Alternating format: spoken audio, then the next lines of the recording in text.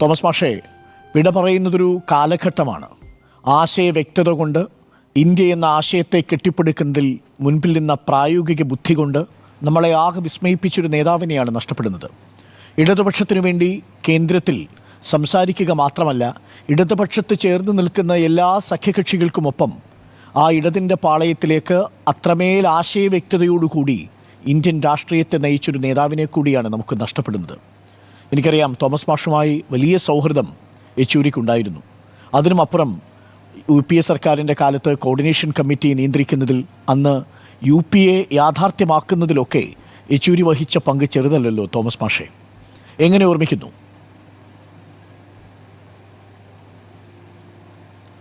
ഞാൻ 1984 8ാം ലോകസഭയിൽ അംഗമായി ചെല്ലുന്നത്.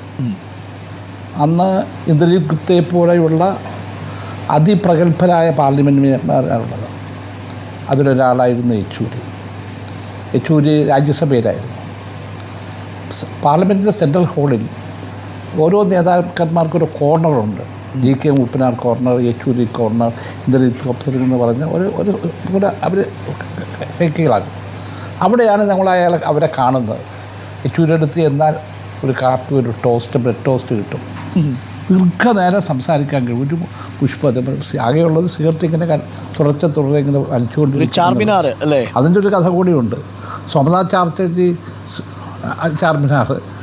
ചാറ്റർജി സ്പീക്കറായിരുന്ന കാലഘട്ടത്തിൽ പാർലമെൻറ്റിലെ പുകവലി പാടില്ല എന്ന് തീരുമാനമെടുത്തു. അപ്പോൾ ഞങ്ങളെ കുറേ പേര് പോയി അദ്ദേഹത്തോട് പറഞ്ഞു, യെച്ചൂരിയെ പോലുള്ള കുറേ ആളുകളുണ്ട്, അവർക്കിത് വലിക്കാതിരിക്കാൻ നിവൃത്തി. അപ്പോൾ അന്ന് വരാന്തയെ പോലും വലിക്കാൻ പറ്റില്ലെന്ന് അദ്ദേഹത്തിൻ്റെ നിലപാട്. അവസാനം സമ്മതിച്ച് യെച്ചൂരിക്ക് ആ കോർണറിൽ നിന്ന് വലിക്കാൻ കഴിയും. പിന്നീട് ഞാൻ അദ്ദേഹത്തോട് എടുക്കുന്ന ഓരോ ഇഷ്യൂസ് വരുമ്പോൾ അതിനൊരു വ്യക്തത, അത് അനലൈസ് ചെയ്യാൻ കഴിവുള്ളൊരു കാഴ്ചപ്പാട്. ഏറ്റവും പ്രധാനപ്പെട്ടത് ഭക്ഷ്യസുരക്ഷാ നിയമം 2013 പാർലമെൻറ്റിൽ അവതരിപ്പിച്ച് പാസ്സാക്കേണ്ട ബാധ്യത എനിക്കായിരുന്നു. സോണിയാഗാന്ധിയുടെ പെറ്റ് പ്രോജക്റ്റായിരുന്നു. അപ്പോൾ അതിൻ്റെ ചർച്ചകൾ രാഷ്ട്രീയ തലത്തിൽ പല ഘട്ടങ്ങളിലായിട്ട് നടന്നു. അന്ന് ഇടതുപക്ഷ പ്രസ്ഥാനങ്ങൾ, പ്രത്യേകിച്ച് CPM നിലപാട് യൂണിവേഴ്സൽ റേഷനിങ് ആണ്. എന്ന് പറഞ്ഞാൽ എല്ലാവർക്കും സബ്സിഡൈസ്ഡ് ഭക്ഷണം കൊടുക്കണം, അത് നിയമപരമായി അവർക്ക് കിട്ടണം എന്ന് ഉറപ്പുവരുത്തണം. അന്ന് വൃന്ദക്കാരായിട്ടാണ് വരുന്നത് ചർച്ചയ്ക്ക്. അവർ വളരെ കർക്കശമാണ്. അപ്പോൾ ഞാനന്ന് അഹമ്മദ് പട്ടേലാണ് എന്നെ സഹായിക്കുക ഈ കാര്യത്തിലൊക്കെ, രാഷ്ട്രീയമായ സഹായം അഹമ്മദ് പട്ടേൽ. ഞാൻ അഹമ്മദ് പട്ടേലിനോട് പറഞ്ഞു, സംഗതി മുന്നോട്ട് നീങ്ങുന്നില്ലല്ലോ, ഒരു പരിഹാരം വേണ്ടേ. അപ്പോൾ സോണിയാജിയാണ് പറഞ്ഞത്, നിങ്ങൾ യെച്ചൂരിയെ കാണും. അങ്ങനെ ഞങ്ങൾ യെച്ചൂരിയെ കണ്ട് കാര്യങ്ങൾ പറഞ്ഞ് ബോധ്യപ്പെടുത്തി. ഞാൻ പറഞ്ഞു, ആശയം നല്ലതാണ്, പക്ഷെ നമുക്ക് എല്ലാവർക്കും കൊടുക്കാൻ കഴിയില്ല. 33% ആൾക്ക് ഭക്ഷണം കൊടുക്കാം, പക്ഷേ സബ്സിഡൈസ് ചെയ്ത് കൊടുക്കാൻ പറ്റില്ല. സബ്സിഡി 67% കൊടുക്കാൻ പറ്റും. അതിൻ്റെ കണക്കൊക്കെ കാണിച്ചപ്പോൾ അദ്ദേഹത്തിന് ബോധ്യം അത്ര വലിയൊരു ബാധ്യത ഏറ്റെടുക്കാൻ സാമ്പത്തികമായി, പിന്നെ ഇത് കൃഷി ചെയ്ത് ഉൽപ്പാദിപ്പിക്കണം, അത് ശേഖരിക്കണം, വിതരണം ചെയ്യണം, ഇങ്ങനെ വലിയ ഉത്തരവാദിത്തങ്ങളുണ്ട്. അത് മനസ്സിലാക്കാതെ ശരി, നമുക്ക് ആലോചിക്കാം. അങ്ങനെ അദ്ദേഹം കൂടെ മുൻകൈയെടുത്ത് എല്ലാ രാഷ്ട്രീയ പാർട്ടികളുടെയും നേതാക്കന്മാരോട് സംസാരിച്ചിട്ടാണ് ബില്ല് അവതരിപ്പിക്കുന്നത്. അത് ലോക്സഭയിൽ ആദ്യം അവതരിപ്പിച്ചപ്പോൾ ആദ്യമായി പ്രസംഗിക്കുന്നത് സോണിയാഗാന്ധിയാണ്. സോണിയാഗാന്ധിയെ പ്രസംഗം കഴിഞ്ഞവർക്ക് നല്ല പനിയുണ്ട്. അതുകൊണ്ട് പ്രസംഗം കഴിഞ്ഞിട്ട് അവർ നേരെ ആശുപത്രിയിലേക്ക് പോയപ്പോൾ രാഹുൽ ഗാന്ധിയോട് പറഞ്ഞു, തോമസിനെ സഹായിക്കാൻ സംവിധാനം ഉണ്ടാകണം. കാരണം വലിയ ചർച്ചയല്ലേ, യുനാനിമസായിട്ട് പാസ്സാക്കണം, തർക്കങ്ങൾ പാടില്ല. അങ്ങനെയാണ് അതിൻ്റെ യെച്ചൂരി വന്നു, അഹമ്മദ് പട്ടേൽ വന്നു, രാഹുൽ ഗാന്ധി ഉണ്ടായിരുന്നു.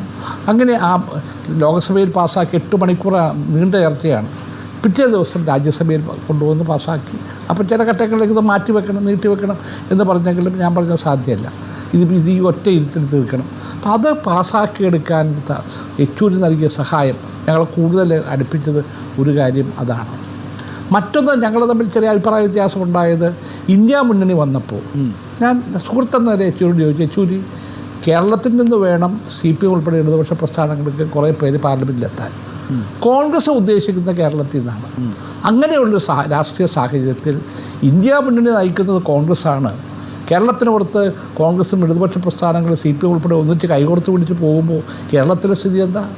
മാത്രമല്ല, രാഹുൽ ഗാന്ധി കേരളത്തിൽ വയനാട്ടിൽ മത്സരിക്കാൻ വരുക, അത് കോൺഗ്രസിനെ മെച്ചപ്പെടുത്തുകയും CPM ഉൾപ്പെടെ രാഷ്ട്രീയ പാർട്ടികൾക്ക് ദോഷകരമായി മാറുകയും ചെയ്യില്ല. അപ്പോൾ എന്താ എന്താ സൊല്യൂഷൻ എന്ന് ചോദിച്ചു. അദ്ദേഹം പറഞ്ഞ സൊല്യൂഷൻ ഒന്നേ ഉള്ളൂ, നാം ആർക്കെതിരായിട്ടാണ് ഫൈറ്റ് ചെയ്യുന്നത്?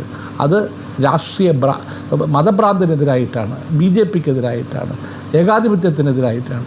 അങ്ങനെ മുന്നോട്ട് പോകുമ്പോൾ ആ ഫൈറ്റ് നമുക്ക് മുന്നോട്ട് പോകണമെങ്കിൽ കോൺഗ്രസ് വേണം. കോൺഗ്രസ്സാണ് എല്ലാ സ്ഥലത്തും വേരുള്ള പാർട്ടി. ഇടതുപക്ഷ പ്രസ്ഥാനത്തിന് എല്ലായിടത്തും അല്ല, കേരളത്തിൽ കാണും, ബംഗാളിൽ കാണും, ത്രിപുരയിൽ കാണും. അതുകൊണ്ട് നമ്മൾ അതാണ് ലക്ഷ്യം വെക്കുന്നത് കൊണ്ട് തീർച്ചയായിട്ടും കേരളത്തിലെ പ്രശ്നങ്ങൾ അത് എങ്ങനെ പരിഹരിക്കണമെന്ന ബാധ്യത കോൺഗ്രസിന് കൂടിയുണ്ട്. രാഹുൽ ഗാന്ധി എവിടെ മത്സരിക്കണം തീരുമാനിക്കേണ്ടത് കോൺഗ്രസ് തന്നെയാണ്. അപ്പോൾ അത് കോൺഗ്രസ് തീരുമാനിക്കട്ടെ എന്ന് പറഞ്ഞു വളരെ ഉറച്ചൊരു തീരുമാനം അദ്ദേഹം എടുത്തു. അതുകൊണ്ടാണ് ഈ മുന്നണി സംവിധാനം ഇന്ത്യ